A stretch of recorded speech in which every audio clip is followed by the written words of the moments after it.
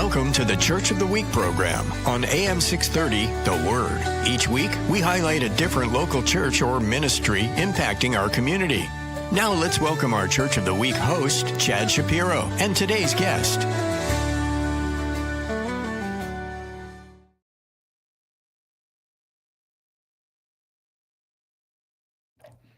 Hey everybody, this is Chad Schapiro, host of Church of the Week. Thanks to AM 630, The Word, and I also want to give a shout out to KSLR.com. I have the blessing of being able to work with Texas Baptist down here in this area, as well as Pastor Strong, which just finished up an incredible marriage retreat, which we're not here to talk about that, but just really excited about that. And today we have one of our great churches in the San Antonio area. San Antonio. Yeah, Shirts outside area, Northeast San Antonio. But my man Cameron is doing some amazing things throughout the whole city. Blessed to have you here. Impact Church. Yeah, man, that's us, Impact Church. My bro, I don't get to see you enough, so it's fun to have him here. He's a professor down at BUA, just did chapel today. Tell us a little bit about yourself first, just so everybody gets to know. How did you even come to Christ in the first place? Let's start there. So I would just say it's a blessing to grow up in a Christian home, man. I grew up in a Christian home with parents that took us to church, and so multiple times a week we were in church all my life growing up. Yeah. And it wasn't, however, until I was about 16 that I came to the realization that it takes a personal relationship. Like the faith of my parents wasn't going to change my eternal destination. Salvation was a response that I had to make. And so when I was 16, man, August 9th, 1996, I gave my life to Christ, and wow, it's been a whirlwind ever since. Yeah, it's been awesome. Amen. So you gave your life to Christ at 16.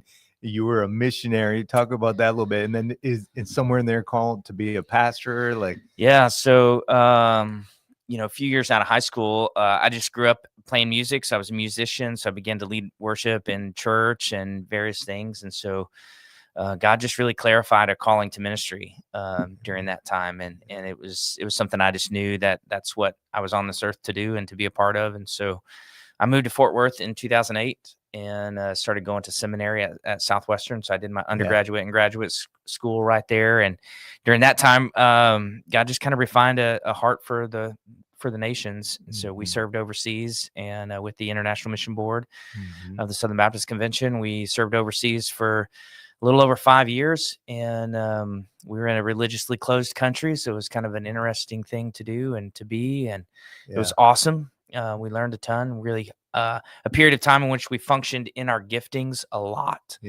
of teaching, of leadership development and growing and planting churches, or helping nationals plant churches. And so, moved back to the States in 17 for a couple of reasons. We had some security issues. There was just a nudging, a leading there that brought us back. And then 2020, we came down to the San Antonio area, and shortly thereafter, man, we helped kind of rejuvenate and kickstart Impact in 21. So it was awesome. Man, and you've been doing great with that. Talk a little bit, if you can, about Impact. And if you're watching this online, stay listening. But I wanted to talk about Impact right away in case you jump off for some reason. But if you could even share and like and comment and all that stuff, we would appreciate that. But tell them about Impact, because, I mean, I love it. I watch your sermons a little bit here and there. I see your clips, man. I like those little quotes that you got coming out. You guys are doing great, man. It's just a blessing. I've been in church, as I said, all my life, and having been in church all my life, now leading a church plant is a totally different experience, and it's super cool, man. We love Impact so much. We're located in Shirts, which is just outside 1604 in the northeast side of town, and real close to Randolph Air Force Base. And so having done international work, cross-cultural work, and kind of that being part of who we are and who God has made us to be, like we long for diversity, like ideological diversity. So we have people from all over the place. I was just telling a guy earlier today, like I remember, like within the first few weeks of being at Impact, I made a joke in the sermon about the Dallas Cowboys, and like nobody got it. I was like, what the heck, man? Nobody understands, right? Because we had multiple people from Wisconsin and Chicago and Jersey and LA. And I mean, they were from all over the place, and they were like, oh, the Cowboys are dumb, or whatever. And I was like, what the? I was like, man, if I was at home, like if I was in my this hometown, would've like I landed. would This have would've- killed, right? yeah. That would have been an awesome joke. Yeah. But it was terrible, right? That's who Impact has become, is just a church that's just in our community, man. We serve our community, and we want to be outward focused and preach Jesus and love people, man. And that's the mission of Impact is to glorify God and make disciples by impacting our community for Christ. And so we Amen. do whatever we can do to impact our local community, to empower people to impact the communities that they're in, and to partner with people around the world that are impacting their own communities. So Yeah. And the website, yeah, impactchurchtx.org. impactchurchtx.org. You can find them on social media. You can definitely go visit the service. Don't just watch Yeah, from man, we'd love to outside. have you. Come in and get in the trenches. But I noticed, I think you just mentioned that recently about the diversity. Was that on Sunday or something Yeah. like that? And Yeah. a lot of our churches, right, are not that diverse, from cultures, from like political perspectives. And it was great to see that you guys did that. Anything intentional that you did that you could teach other churches that you can think of, to be able to become a Yeah, that's little bit great more question, man. multicultural? I would have loved a heads up on that one. Sorry, no, bro. I'm just kidding. It's all good. Well, just naturally, anything that comes. Yeah. So I would say two things really naturally that just kind of come out is, generally speaking, when it comes to divisive topics, we either isolate ourselves or we insulate ourselves. And what I mean by that is we're just like, hey, I'm going to hold my opinion about what this is. And that's just the way it is. And I don't want anybody else's opinions. Or we insulate ourselves with other people that see things the same exact way. And that's just not what we see Jesus do. Right? He pressed into cultures and even topics, and he didn't agree with them, but he was just in a loving way, like, let's have a conversation. Right. And so that's a really big part of just who I am, is I don't want to be void of the love that we're called to love one another with. I'm not afraid to get into topics. You and I have talked about things that we disagree on, and that's okay. And so we just kind of cultivate that culture of like, we're not hateful towards anybody. We're not divisive. We can still be brothers and sisters, even though we land in other places on secondary, tertiary issues. Yeah. And so we've just kind of created that culture, and it's a really sweet thing, man. It's really awesome. That's awesome. It is. Obviously, we all know there are so many things to get divisive on. And so I really appreciate that about your church. Also, Pastor Strong has been very diverse as well, in terms of the people that come over to Saba for the first Thursday lunches there. And I was noticing the marriage topic that we just had. It was so diverse, and it was like, yeah, because we're putting, marriage is the goal. And so it doesn't matter if you're black, white, Hispanic, doesn't matter if you're Republican, Democrat, your marriage is struggling sometimes, and you need some help. Right. But that's how we should all feel about coming to Jesus every single day of the week, right? That he's the main goal. It doesn't matter about all these issues. So before you were when you first started planting, and you now have been doing it for a while, what are some things you wish you knew at the beginning when you first got rolling? Yeah, because it's hard when you first get started. I think that's a big part of it, is just recognizing the struggle, right? That it's going to be years of process. And I've been asked a number of times, like, at what point do you not become a church plant? I'm like, I have no idea. Nobody knows. Right. I think it has something to do with facilities. Not that you're not a real church, because I think we're a very healthy, strong, real church. But I do think there's something to do with, when you have the ability to turn around and plant another church, right? And to pay it forward. So it's I think timing is the big thing. I think you can start off like thinking, hey, we're just going to crush this, right? And we're going to grow from, a core team of 30 to 300, and then to, 600. We're going to have this multipliers of growth within a very short amount of time. And the reality is sometimes it happens, right? In the church starting world, we call it a hot start, right? Sometimes you have a hot start. Not often. Not often, but those are the anomalies, right? They are. But those are the ones that everybody sees, and we're like, oh, well, that's what I'm going to be. Right? But it just doesn't happen very often, right? And it takes, I'll give a shout out to Tom Howe, right? Who is the director of church starting in Texas Baptist for a really long time. He's now transitioning to a new role. Congrats, Tom. Yeah, thank you, Tom. Tom has two things that he would say is proximity and presence. Yeah. Right. And I think that's what you really need is you need to be close to your people and you need to be present with your people. And that's the long game, man. That's the long game. It's not a hot start. Right. Yeah.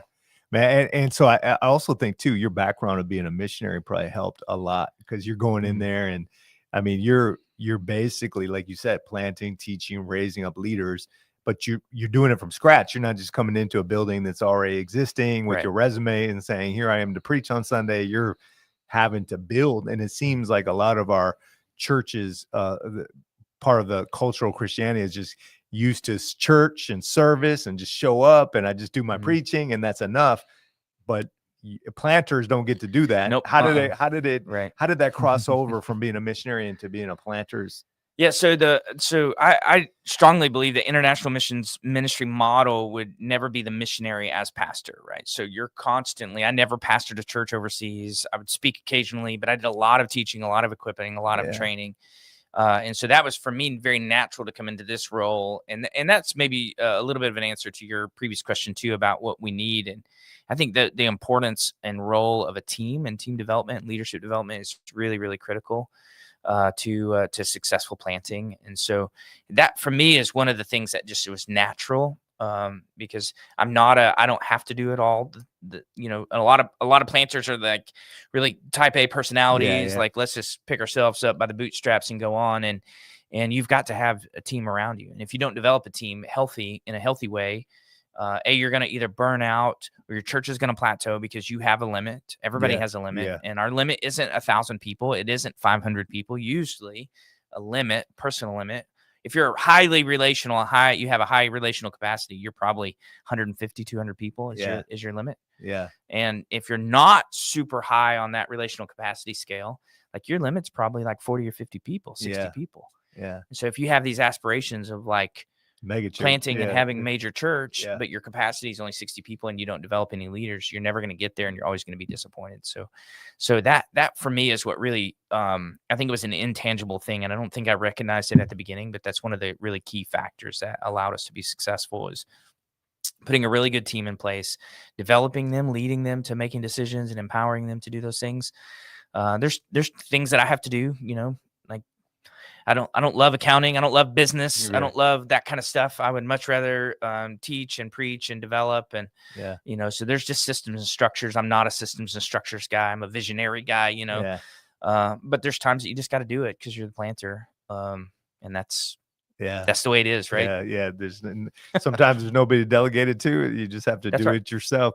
I think one of the things that a lot of planters struggle with too is just, hoping they wanted to delegate to somebody, but now that person's not necessarily, picking it up and they're not doing it, or they left the church, and then that struggle of like, hey, That's I would hard. turn it over to somebody, but there's nobody there. But I think also as a missionary, you got used to that a little bit where you were having to cultivate, soil that was never, it wasn't already fruitful. So you get used to I don't want to say rejection a little bit, but there is some of that. How would you speak to that as a planter, missionary, or leader, even because I know you teach a lot of leadership. Yeah, stuff. I think a lot of it in the church world is people coming from other churches, whether it's just transient membership, meaning they're moving literally. For us, we have a ton of military presence, so we have people that come from Jersey or Chicago or wherever, right? And they move here and they're here for however many years they're going to be here. But they have previous church experience. And so they're like, hey, why don't we have a men's breakfast every Saturday morning? I'm like, well, we don't have a kitchen to use or a fellowship hall or whatever. I don't know that I would if I did, but, and I'm not knocking that. That's just not who we are. Right. Yeah. Why isn't there Sunday school? Why isn't so you get some of that kind of stuff. And so that sometimes disappoints people. And so you get people sometimes that come in and they're like, hey, we want to lead this and we're going to be great. And we're going to do all the things. And then it's like, oh, this is actually really hard.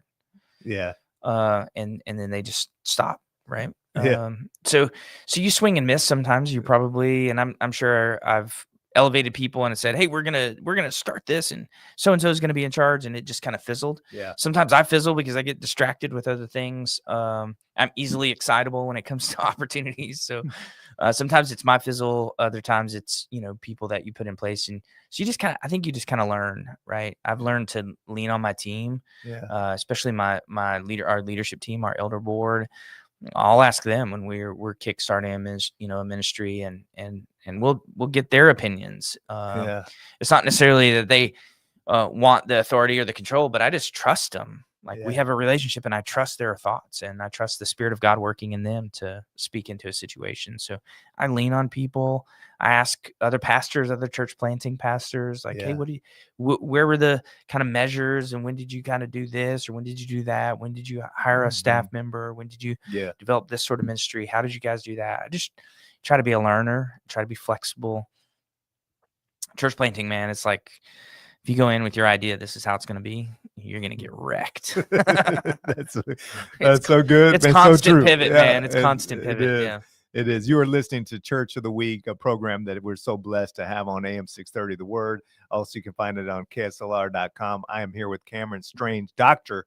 Cameron Strange, and we are blessed to be able to have him. And we're talking about Impact Church, and really what you said about being a learner, I think helps a lot, because and you do that. You've been in situations with a bunch of guys, and thank you for being in my life too, where you get blindsided by stuff. But if you're around other people and you find out that they've gone through it, everybody goes through it, then you kind of, even what he was just talking about, the fizzling part, and even the humility to say, like, hey, sometimes I fizzle too, right? Then you get used to that might happen, and so you don't get so hurt by it. But if you're thinking that that will never happen and that you've got this down, you're about to find out the hard way. Yeah. So I thank you for that, because that's what a lot of churches, I think, they're not learning what is working. And so I thank you for that outreach. What is Impact doing to outreach, to get in the community? Because I know you guys are doing all kinds of things, especially being a missionary minded kind of guy. What are some of those things that you've got?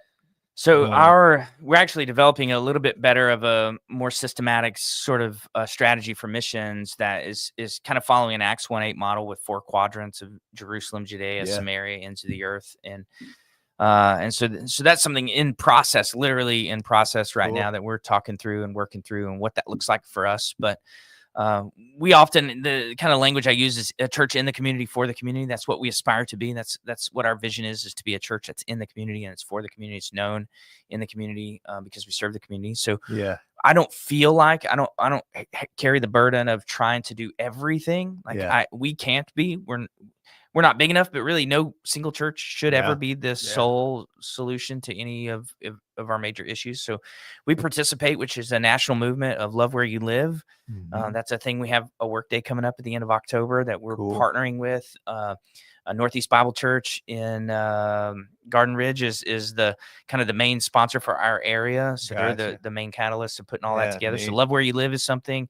We partner with True Light 127 Ministries, which is a live-in foster care unit out in Marion. They have 40 beds, and man, they're doing hard work. I mean, it's seriously hard work, but great. So we partner with True Light sometimes. Angel Helpers Ministries, they do a Christmas store every year at Crestview with our friend Josh Fuentes. Crestview hosts that, and so they give away Christmas gifts and collect Christmas gifts. So just stuff like that, man. We also have just an income restricted apartment complex that just got built, and it's about 20% open right now. And we go and just help. We just help. Right on. We'll pray with people if they want prayer. We'll help them move in if they need it. So when we know that, hey, there's like 6 units or 8 units that are moving in this weekend, we just show up and we're just there. Maybe it's just a water bottle, maybe it's prayer, maybe we just say hi and that's all that they want, and that's cool. So it's just, again, that's that proximity and presence, right? We're in our community, we're seen, we're visible, we're serving our community. I love it. And I love what you're talking about with Acts 1:8. And I see that with also teaching, right? So people might say, how do you do all this stuff, right? You're trying to pastor a church plant, you're married, you got kids right now, you're a professor, over here. It's a lot. But I mean, you're Judea, Samaria, the ends of the earth. I mean, you're doing it all. Like, what's going on down at BUA with your classes? Yeah, man, BUA is awesome. Baptist University of the Americas. I was there preaching chapel today. We had a great time, a great body of work. And Dr. Jaquez, the president of BUA, is doing great. And the school is really beginning to grow and flourish. And so I'm teaching a little bit on both undergraduate and graduate classes. That's really just my passion of You're so good at it, man. ultimately why I got, the degrees that I ended up getting was so that I could teach. I have zero desire to be in full-time academia, right? So don't call me. I'm not interested in a full-time faculty position, but I love teaching students. Specifically at BUA, I love the interaction with international students. So it's a beautiful thing. I love being a part of it.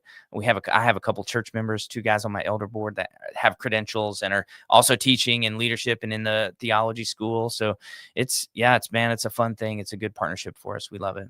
Yeah. And most pastors, I think when they get so like stuck in their own building, right, they're missing it. That God is calling them to be in the community, not just in the building. And so to get out there a little bit. And so I love seeing you. Well, it helps when you don't have a building to get to. And there's nowhere to go to. Yeah. But I do think it is a posture, right? It's an outward focused posture. It is. Of serving others, right? Making that not a come see us, but let's go to you. Yeah. That's a mindset, right? A posture. And I've always felt that you're really healthy, the way you think, the way you take care of yourself. Can you speak to that for any leaders just in general, not just talking about physical health, but overall health, because it's not easy, but we got to take care of ourselves. Yeah. We totally have to take care of ourselves. We do physically, obviously, just in rest and having a Sabbath, right? Taking time and recouping and doing a marriage retreat and spending time with your spouse and having, a healthy relationship with your family is super important. But I think having good friendships, that's like Pastor Strong or Pastor's Common on the, so those are just things that are there that foster those communities and those environments.